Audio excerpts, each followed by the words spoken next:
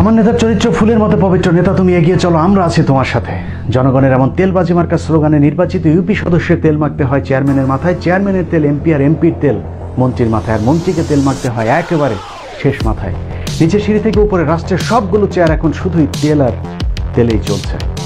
দর্শক, এমন তেলের দেশটি আজ বড়ই বেতালে চলছে। এক দলের শাসন, এক ব্যক্তির তোষণ, এক মুজিব লুকান্তরে রক্ষ মুজিব নাকি ঘরে ঘরে। রক্ত গরম কাটামন মিছিলে আজ মুজিব ভক্তের অভাব নেই, কিন্তু পিতা মুজিবের এত সন্তান কোথায় ছিল 15ই আগস্টের সেই ভয়াবহ দিনে? 1975 থেকে 1996 শেখ মুজিবের জন্য কারো মনে ক্ষোভ ছিল না, বিক্ষোভ হয়নি রাজপথে। শোককে শক্তিতে রূপান্তর করতে সময় লেগেছে মাত্র 21 বছর, আর এখন তো তা মহাশক্তিতে রূপ নিয়েছে। শক্তিমানদের মুজিবের প্রতি ভক্তি এখন অনেকটাই বিরক্তির পর্যায়ে পৌঁছেছে, কিন্তু এ সবই কি মুজিবের প্রতি ভালোবাসা, নাকি মুজিবকে বিক্রি করে তারপর নিজেদের পকেট ভরবার আশা? চলুন মিলিয়ে দেখা যাক। সাথে আছে আমি ইলিয়াস হোসাইন। 1971 সালের আগের বর্ণাঢ্য রাজনৈতিক জীবনের সাথে কোনো মিল ছিল না শেখ মুজিবের 1971 সালের পরের রাজনৈতিক জীবনের।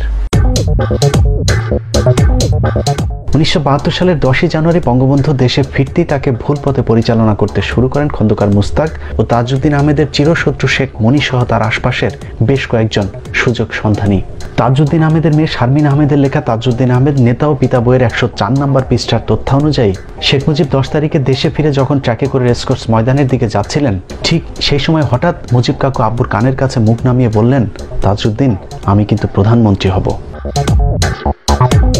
সংসদীয় গণতন্ত্রে প্রেসিডেন্টের পদ সম্মানের হলেও ক্ষমতার দিক থেকে প্রধানমন্ত্রীর চেয়ারটি অনেক বেশি ক্ষমতাধর। সেই কারণেই হয়তো শেখ মুজিব প্রেসিডেন্টের পদ থেকে সরে প্রধানমন্ত্রী হবার ইচ্ছে পোষণ করেছিলেন।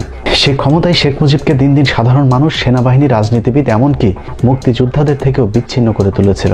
যে কারণে নিরাপত্তার জন্য ক্ষমতা নেয়ার মাত্র 1 মাসের মাথায় 1972 সালের 8ই ফেব্রুয়ারি শেখ মুজিবকে সেনাবাহিনীর আদলে প্যারামিলিটারি অর্থাৎ রক্ষী বাহিনী গঠন করতে হয়েছিল।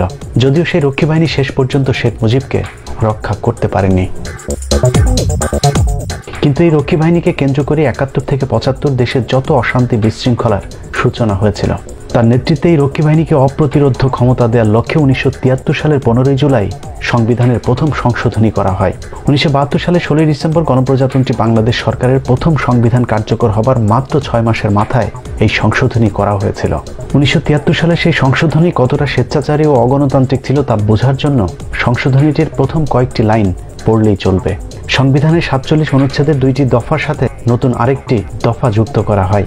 সেই দফাটি ঠিক এরকম: এই সংবিধানে যাহা বলা হয়েছে তাহা সত্ত্বেও গণহত্যাজনিত অপরাধ, মানবতা বিরোধী অপরাধ বা যুদ্ধাপরাধ এবং আন্তর্জাতিক আইনের অধীন অন্য অপরাধের জন্য কোনো সশস্ত্র বাহিনী বা প্রতিরক্ষা বাহিনী বা সহায়ক বাহিনীর সদস্য কিংবা যুদ্ধাবন্দীকে আটক, ফৌজদারিতে সোপর্দ কিংবা দণ্ডদান করবার বিধান সংবলিত কোনো আইন বা আইনের কোনো বিধান এই সংবিধানের কোনো বিধানের সহিত অসামঞ্জস্য বা তাহার পরিপন্থী এই কারণে বাতিল বা বেআইনি বলিয়া গণ্য হইবে না, কিংবা কখনো বাতিল বা বেআইনি হইয়াছে বলিয়া গণ্য হইবে না। অর্থাৎ কোনো বিশেষ ব্যক্তি বা বিশেষ বাহিনী চাইলে কোনো সাধারণ মানুষ, এমনকি সশস্ত্র বাহিনীর কোনো সদস্যকেও তারা চাইলে আটক করতে পারবে, দণ্ডাদেশ পর্যন্ত দিতে পারবে। আর এইসব আটক কিংবা দণ্ডাদেশ যদি সংবিধানের কোনো ধারার সাথে সাংঘর্ষিক হয়, তাহলেও সেটাকে বেআইনি বলা যাবে না। এই দফার পর 73 সেই সংশোধনীতে 47 ক নামে নতুন আরেকটি অনুচ্ছেদ সংযুক্ত করা হয়। সেই অনুচ্ছেদে বলা হয়েছে, অর্থাৎ এর মাধ্যমে যাহার উপর 47 অনুচ্ছেদের 3য় দফা প্রযোজ্য হবে তার জন্য সংবিধানের 31, 35 ও 44 অনুচ্ছেদ অকার্যকর করে দেওয়া হলো। এবার দেখা যাক কি আছে 31, 35 ও 44 অনুচ্ছেদে। সংবিধানের এই 3টি অনুচ্ছেদই জনগণের মৌলিক অধিকারকে সংরক্ষিত করে। তার মানে শেখ মুজিব কিংবা রক্ষী বাহিনী চাইলে জনগণের মৌলিক অধিকার পর্যন্ত খর্ব করতে পারবে। সংশোধনের পরের লাইনগুলো আরো ভয়ঙ্কর, অর্থাৎ যাহার উপর ওই দফা প্রযোজ্য হবে তাহার বিরুদ্ধে সুপ্রিম কোর্টেও কোনো বিচার চাওয়া যাবে না। এই সব কিছুই করা হয়েছিল শুধুমাত্র রক্ষী বাহিনীকে বিশেষ ক্ষমতা দেওয়ার লক্ষ্যে। দেশব্যাপী আওয়ামী লীগের দুঃশাসন ও রক্ষী বাহিনীর সন্ত্রাসী কর্মকাণ্ড ঠেকাতে এরই মধ্যে গণতন্ত্রগামী মুক্তিযোদ্ধাদের আরেকটি অংশ 1972 সালের 31 অক্টোবর জাসদ নামে নতুন রাজনৈতিক দল গঠন করে, যে দলটিকে শেখ মুজিব বিরোধী দল না ভেবে শুরু থেকেই নিজের শত্রু হিসাবে বিবেচনা করতে থাকে। সেই সময়ের ব্যাপক জনপ্রিয় দলটিতে দলে দলে মানুষ যোগ দিতে থাকলে 1973 সালের নির্বাচন শেখ মুজিবকে আতঙ্কিত করে তোলে। 1973 সালে 7 মার্চে সেই নির্বাচনই জাতির সামনে আওয়ামী লীগের নগ্ন চেহারা উন্মোচিত করে। সেই নির্বাচনই সম্ভবত বাংলাদেশের ইতিহাসে সবচাইতে জঘন্যতম প্রহসনের নির্বাচন হয়ে থাকবে। 2018 আর 1973 সালে নির্বাচনের মধ্যে ভোট ডাকাতি, বিরোধী দলীয় প্রার্থীদের গণসংযোগ করতে না দেয়া, প্রতিদ্বন্দ্বী প্রার্থীকে গুম করা সহ বেশ কিছু নাটকীয় মিল পাওয়া যায়। 2018 নির্বাচনের মতো 1973 সালে নির্বাচনে মুজিব সরকার মন্ত্রিসভা বহাল রেখে নির্বাচন করতে চাইলে জাসদ অন্তর্বর্তীকালীন সরকারের দাবি করেন। যথারীতি শেখ মুজিব তা না মেনে দলীয় সরকারের অধীনে নির্বাচন করেন, ঠিক যেমনটা হাসিনা 2014 ও 2018 সালে করেছিল। 2018 সালের মতো হেভিওয়েট প্রার্থীদেরকে সেই নির্বাচনে নানাভাবে দমিয়ে রাখার চেষ্টা করা হয়। ভোলাতে শেখ মুজিবের প্রতিপক্ষ প্রার্থী হিসাবে জাসদের ডাক্তার আজহারকে দাঁড় করানো হলে মনোনয়নপত্র জমা দেওয়ার দিন তোফায়েলের নেতৃত্বে রক্ষী বাহিনীর একটি সন্ত্রাসী দল ডাক্তার আজহারকে অপহরণ করেন। নির্বাচনের পরদিন তাকে খুঁজে পাওয়া যায়।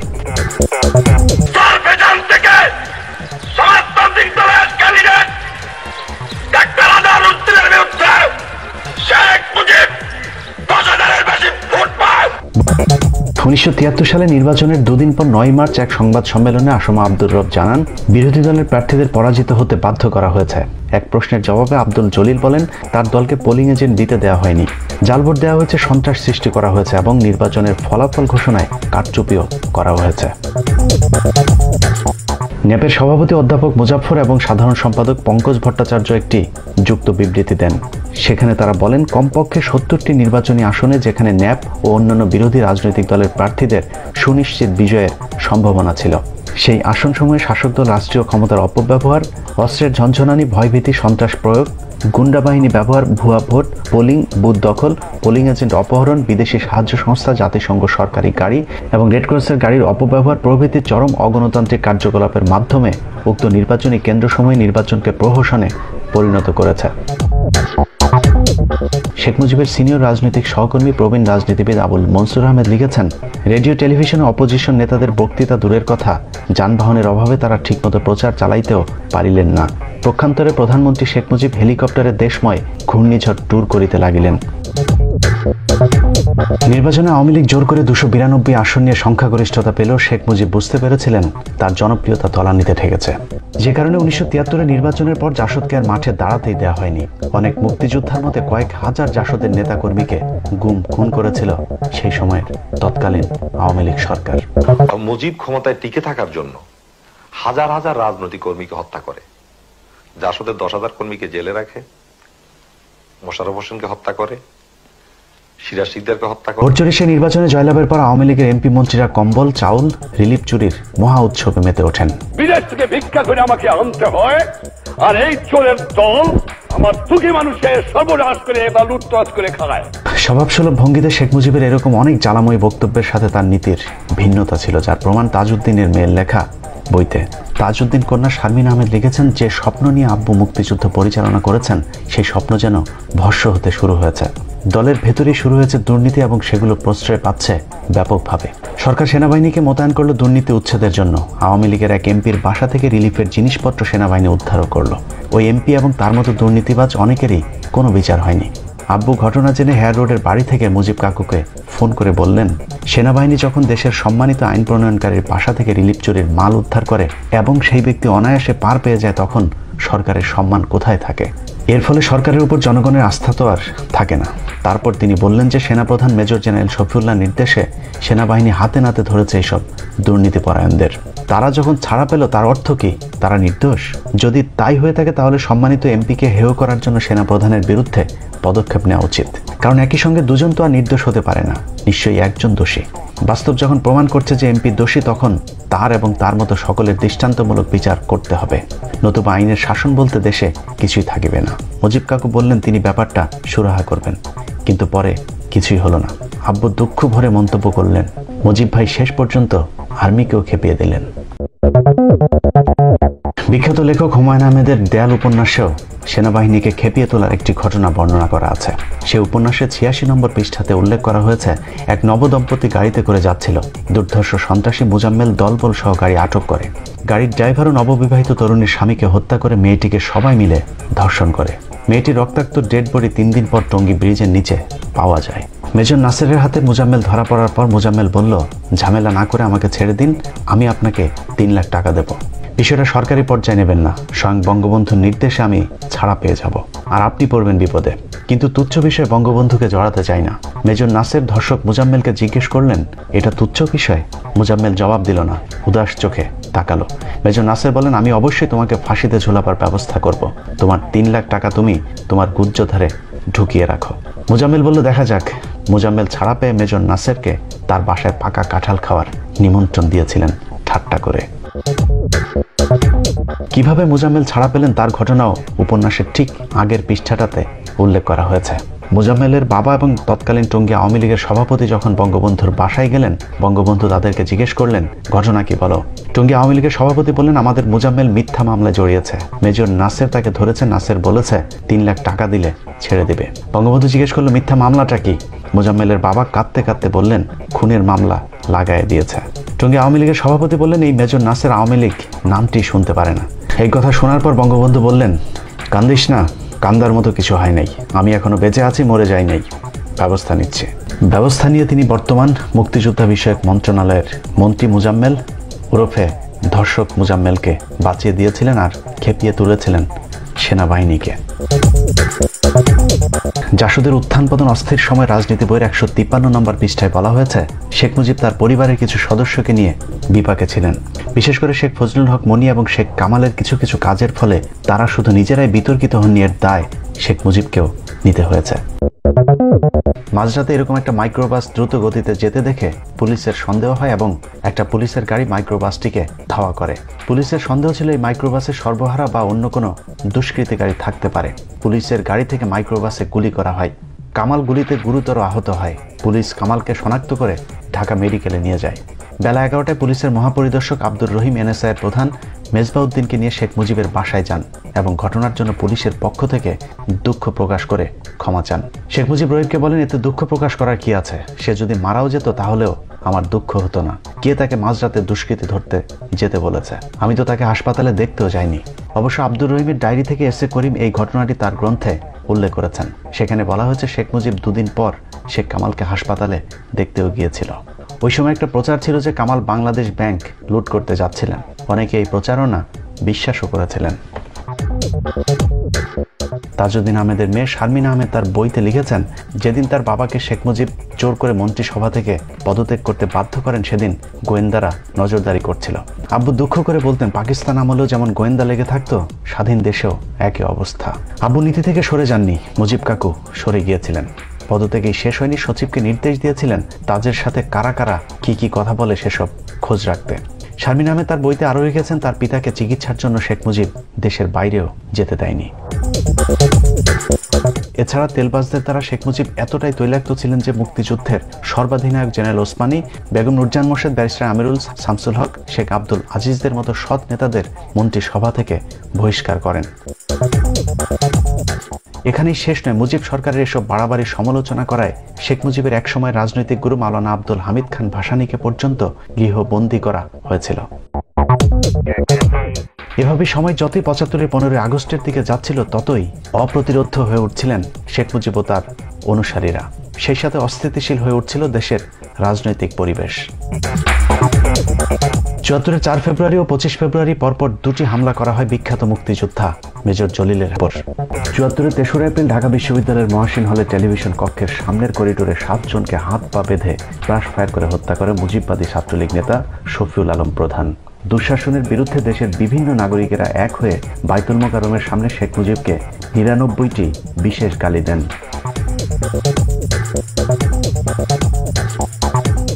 1974 সালের আরেকটি গুরুত্বপূর্ণ ঘটনা ভুট্টোর ঢাকা সফর। ভুট্টোর সেই সফরে শুধু লাল গালিচা সংবর্ধনায় দেওয়া হয়নি, মুক্তিযুদ্ধে নিহত হাজার হাজার শহীদের সাথে বেইমানি করে ভুট্টোকে স্মৃতিসৌধে পর্যন্ত নিয়ে যাওয়া হয়। অনেকেই বলে থাকেন, ভুট্টো সেই সফরের পরই ভারতের আশীর্বাদের হাতটিও উঠে যায় শেখ মুজিবের উপর থেকে। আওয়ামী লীগের গায়ের জোরের বিপরীতে প্রকাশ্যে রাজনীতির সব রাস্তা বন্ধ হয়ে গেলে সশস্ত্র সেনাবাহিনীকে সামলাতে 74-এর জুলাই আনুষ্ঠানিকভাবে সশস্ত্র গণবাহিনী গঠন করে জাসদ। চারিদিকে লুটপাট আর দুর্নীতির কারণে 1974 সালে দেশ জুড়ে দুর্ভিক্ষ দেখা দেয়। সরকারি হিসেবে সেই দুর্ভিক্ষে 26,000 মানুষ মারা যাওয়ার কথা বললেও বিআইডিএস এর গবেষক মহিউদ্দিন আলমগীরের তথ্যানুযায়ী 15 লাখ মানুষ মারা গিয়েছিল সেই দুর্ভিক্ষে। জাতিসংঘের হিসেব অনুযায়ী প্রায় 2.5 লাখ মানুষ মারা গিয়েছিল 1974-এর দুর্ভিক্ষে।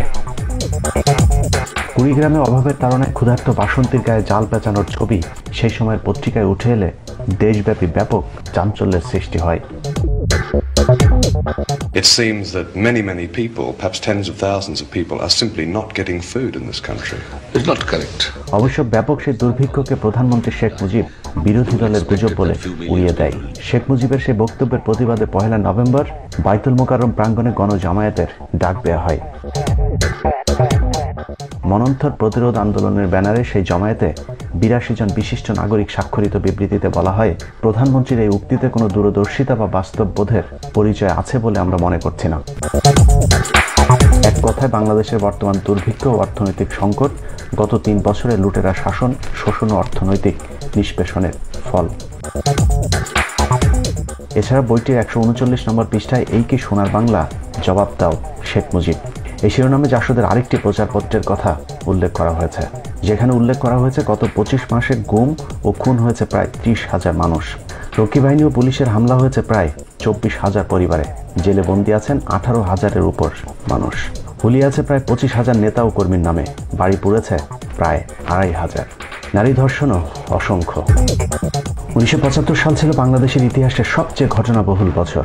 শেখ মুজিবের একনায়কতান্ত্রিক শাসনের চূড়ান্ত সূচনা ছিল 1975 সালেই। বছরের শুরুর দিন 1 জানুয়ারি পুলিশ জাসদ নেতা সিরাজ শিকদারকে চট্টগ্রাম থেকে তুলে এনে ঢাকার শেরেবাংলা নগর রক্ষী বাহিনীর ক্যাম্পে স্থানান্তর করেন। সেদিন রাতেই তাকে নিয়ে অস্ত্র উদ্ধারে নাটক সাজিয়ে ক্রসফায়ার দেওয়া হয়। সম্ভবত স্বাধীন বাংলাদেশের ইতিহাসে সেটাই ছিল প্রথম ক্রসফায়ারের ঘটনা। সেই ঘটনার পর শেখ মুজিব সংসদে কোথায় আজ সেই সিরাজ শিকদার বলে হুঙ্কার দিলে জাসদ সরাসরি সেই হত্যাকাণ্ডের জন্য শেখ মুজিবকে অভিযুক্ত করে। 1975 সালের 25 জানুয়ারি বাকশাল বিল পাশ হয় সংসদে। এর মধ্য দিয়ে অনেক রক্তের বিনিময়ে কেনা বাংলার গণতান্ত্রিক স্বাধীনতার শেষ আলোটুকু নিভে যায়। ধ্বনি উঠল এক নেতা এক দেশ, বঙ্গবন্ধু বাংলাদেশ। চতুর্থ সংশোধনীর মাধ্যমে সংসদীয় গণতান্ত্রিক ব্যবস্থা বাতিল করে প্রেসিডেন্সিয়াল পদ্ধতির সরকার চালু করে শেখ মুজিব নিজেকে প্রেসিডেন্ট ঘোষণা করেন। প্রেসিডেন্ট ঘোষণা করলে রাষ্ট্রের একক ক্ষমতা চলে যায় আমাদের 1000 বছরের শ্রেষ্ঠ বাঙালি জাতির জনক বঙ্গবন্ধুর হাতে।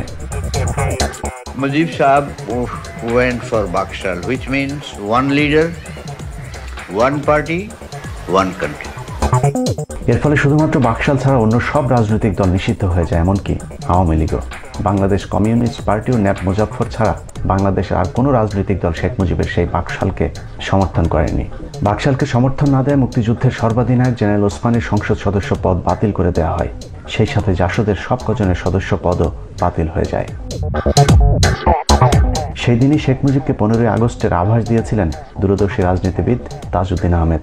শারমিন আহমেদের লেখা বইয়ের তথ্যানুযায়ী বাকশাল করার পর তাজউদ্দিন মুজিবকে বলেছিলেন, আপনি এক কলমের খোঁচায় গণতন্ত্রকে ধ্বংস করে দিলেন। রাজনৈতিক সব দল ধ্বংস করার পর বাকি ছিল যেসব পত্রিকা সরকারের বিরুদ্ধে লিখছে সেসব পত্রিকাগুলো। 15 আগস্টের ঠিক 2 মাস আগে 16 জুন 1975 সালে শেখ মুজিব শুধুমাত্র সরকারের পক্ষের 4টি পত্রিকা রেখে বাকি সব পত্রিকাও বন্ধ করে দেন, যে দিনটিকে পরবর্তী বছরগুলোতে সংবাদপত্রের কালো দিবস হিসেবে পালন করা হয়েছিল। এভাবেই শেখ মুজিব গণতান্ত্রিক পদ্ধতিতে ক্ষমতা পরিবর্তনের সব রাস্তা বন্ধ করে নিজেই 15 আগস্ট ডেকে এনেছিলেন। দর্শক, এরপর পাল্টে যায় মুজিবময় বাংলাদেশের ইতিহাস। এক রাতের ব্যবধানে মুজিবকে নায়ক থেকে খলনায়ক বানিয়ে দেওয়া হয়। 1975 সালের 15 আগস্টের ঠিক একদিন আগের পত্রিকাতেও শেখ মুজিবের জয় জয়কার ছিল। পরদিনের পত্রিকায় মুজিবকে বানানো হয়েছে পুরোপুরি ভিলেন। শেখ মুজিবের পছন্দের পত্রিকা ইত্তেফাকে তার হত্যাকাণ্ডকে নবযাত্রা হিসেবে উল্লেখ করা হয়েছে। শেখ মুজিবের মন্ত্রিসভার 19 জন শোকাবহ সেই দিনেই খন্দকার মুস্তাকের মন্ত্রিসভায় যোগদান করেন। মুজিব সরকারের মন্ত্রিপরিষদ সচিব এইচ.টি. ইমাম মুস্তাক সরকারেরও মন্ত্রিপরিষদ সচিবের দায়িত্ব পালন করেছিলেন। এতদিনের মুজিবময় রেডিও টেলিভিশনও হয়ে যায় কট্টর মুজিব বিরোধী। দেশের বৃহত্তর স্বার্থে খাতিরে এই পদক্ষেপ গ্রহণ করা হয়েছে। শেখ মুজিবুর রহমানকে হত্যা করা হয়েছে। খন্দকার মুশতাক আহমেদ নতুন প্রেসিডেন্ট হয়েছেন। গোপালগঞ্জে শেখ মুজিবের লাশ নিয়ে গেলে সেখানেও মানুষের ঢল কিংবা বিক্ষোভ কোনোটাই দেখা যায়নি। বঙ্গবন্ধুর শেষ গোসল হয়েছিল 570 সাবান দিয়ে। রেস্ট ক্লিনিতে 570 সাবান নিলাম, আর আপনার উনি যে কাপড় দিয়েছিল রিলিফের কাপড়, সেই কাপড় দিয়ে ওনাকে। জানাজায় অংশ নিয়েছিলেন হাতে গোনা 8-10 জন মানুষ। সারা দেশেও ছোটখাটো বিচ্ছিন্ন ঘটনা ছাড়া তেমন কিছুই ঘটেনি। বিদেশি সংবাদ মাধ্যমগুলো বলেছিল ঢাকা শহরের অবস্থা দেখে মনে হচ্ছে জনজীবন একেবারেই স্বাভাবিক। And this is how Dhaka looks today. The same tanks on the streets, soldiers still on guard, and yet it is almost as if nothing had happened. জনজীবন স্বাভাবিক হলেও অস্বাভাবিক ছিল শেখ মুজিবের সবচেয়ে কাছের মানুষদের আচরণ। শেখ মুজিবের নিজের হাতে গড়া বাকশালের চেয়ারম্যানের পদটি যাকে দিয়েছিলেন সেই মহিউদ্দিন মুস্তাক সরকারের বিশেষ দূত হয়ে সারা বিশ্বে তার সরকারের সমর্থন আদায়ের দায়িত্ব পালন করেছিলেন। 1949 সালে আওয়ামী লীগ গঠনের দিনের প্রতিষ্ঠাকালীন সভার সভাপতি আতাউর রহমান খান শেখ মুজিবের মৃত্যুকে নাজাত দিবস হিসেবে ঘোষণা করেছিলেন। শেখ মুজিবের সংসদের স্পিকার তখন লন্ডন সফরে ছিলেন। তীব্র বিমানবন্দরে সংক্ষিপ্ত বক্তব্যে স্পিকার আব্দুল মালেক উকিল বলেন, দেশ ফেরাউনের কবল থেকে মুক্তি পেল। দর্শক, আজকের পরিস্থিতি পুরো উল্টো। বঙ্গবন্ধুর নামে সেতু, ভবন থেকে শুরু করে বঙ্গবন্ধু পাবলিক টয়লেট পর্যন্ত নির্মিত হয়েছে। নিজের পিতাকে রেখে অন্যের পিতাকে নিয়ে যেভাবে জাতাজাতি শুরু হয়েছে, সেই ফাঁকে অতিভক্তি যে চোরের লক্ষণ সেটাও ভুলে গেলে চলবে না। এরকম আগলা পিরিতির মুজিব পাগলের সংখ্যা নেহায়েতই কম নয়। নিজের বাবা মা, ভাই বোন, আত্মীয় স্বজনের খবর নেই, অথচ শেখ মুজিব, শেখ হাসিনা ও যুবলীগের প্রতিষ্ঠাতা শেখ মনির নামে গরু কুরবানি দিয়েছেন যুবলীগের এক কেন্দ্রীয় নেতা। এই মাতলামোনাকে তিনি গত 1 যুগ ধরে করছেন। 111-এ শেখ হাসিনার নামে মানত করা গরু গত 11 বছর ধরে কুরবানি দিচ্ছেন আরেক মাতাল। কোরআন হাদিসের আলোকে কেউ আবার শেখ মুজিবকে বানিয়েছেন মুসলমানদের খলিফা। কেউ আবদার করেছেন, ও আল্লাহ, তুমি নবী রাসূল কেন পাঠাইলা আমাদের জাতির পিতা থাকিতে। বুকের মধ্যে সেফটিপিন ঢুকিয়ে কালো ব্যাজ লাগিয়ে কেউ আবার শোক জানিয়েছেন শেখ মুজিবের জন্য। মসজিদের ভেতরে কোনো প্রাণীর ছবি টানানো হারাম, অথচ শেখ মুজিবের ছবি টানিয়ে শোক দিবসের দোয়ার আয়োজন করেছিলেন মুজিব পাগলেরা। পর্যটন প্রতিমন্ত্রী বলেছেন, বাঙালির তীর্থস্থান টুঙ্গিপাড়া, সামনে হয়তো আমাদের মক্কা মদিনার পরিবর্তে টুঙ্গিপাড়াতে হজ করতেও যেতে হতে পারে। প্রত্যেক সূত্রে শেখ হাসিনাকেও এখন অলি আউলিয়ার কাতারে ফেলার চেষ্টা করছে কেউ কেউ। আমি হৃদয়ের গভীরতম প্রদেশ থেকে তাই শেখ হাসিনা নাম উচ্চারণের পূর্বে তার প্রতি সম্মান সূচক একটি শব্দ উচ্চারণ করতে চাই, সেটি হচ্ছে হযরত শেখ হাসিনা। জমির দখল টিকিয়ে রাখতেও এখন শেখ মুজিবের নাম ভাঙানো হয়। এই জমির মালিক বঙ্গবন্ধুর ভাগ্নে শেখ শহীদুল ইসলামের শ্যালক ফয়েজ উন নবী সাজ্জাদের। আল্লাহর অলি শেখ মুজিবকে স্বপ্নে দেখেছেন এক সময়ের বিএনপি নেত্রী ফাইটটা যাই খ্যাত মমতাজ আপা। আমি স্বপ্নে দেখেছি বঙ্গবন্ধুকে টুঙ্গিপাড়ার কবর থেকে বলছে ডেকে। শেখ মুজিবের পরিবার হত্যাকাণ্ডের পূর্ব থেকে যারা শেখ মুজিবের কট্টর বিরোধী, সেই ইনুরাই এখন 15 আগস্টে সবচেয়ে বেশি মুজিব প্রেমী হিসেবে নিজেদেরকে জাহির করেন। Sheikh Mujibur Rahman could not deal with the political movement in a democratic way. He felt jittery about the whole situation. He was virtually controlling the public. সব মিলিয়ে শেখ মুজিবের নাম ভাঙিয়ে তেলবাজেরা তাদের স্বার্থ উদ্ধার করে যাচ্ছে। রাজনীতি এখন আওয়ামী লীগের ব্যবসা, লাভজনক সেই ব্যবসার মূলধন শেখ মুজিবুর রহমান। প্রিয় দর্শক, এসব ইতিহাস জানার পর আপনার মনে নিশ্চয়ই প্রশ্ন আসতে পারে, শেখ মুজিব তাহলে ভালো মানুষ ছিল নাকি খারাপ মানুষ ছিল? সেই প্রশ্নের খুব সহজ উত্তর, শেখ মুজিব একজন মানুষ ছিল। দোষগুণ মিলিয়েই মানুষ। যারা আজকে শেখ মুজিবকে নবী রাসূলের পর্যায়ে নিয়ে যেতে চান, তাদের মতো তেলবাজেরাই শেখ মুজিবকে হত্যা করেছিল। আর শেখ হাসিনার আশপাশে থাকা যেসব তেলবাজেরা আজকে হযরত উপাধি দিচ্ছেন, তাদের ব্যাপারে শুধু এতটুকুই বলবো, 15 আগস্টের মাত্র একদিন আগে খন্দকার মুস্তাক বাড়ি থেকে হাঁসের মাংস রান্না করে এনে তারপর বঙ্গবন্ধুকে খাইয়েছিলেন। আল্লাহ।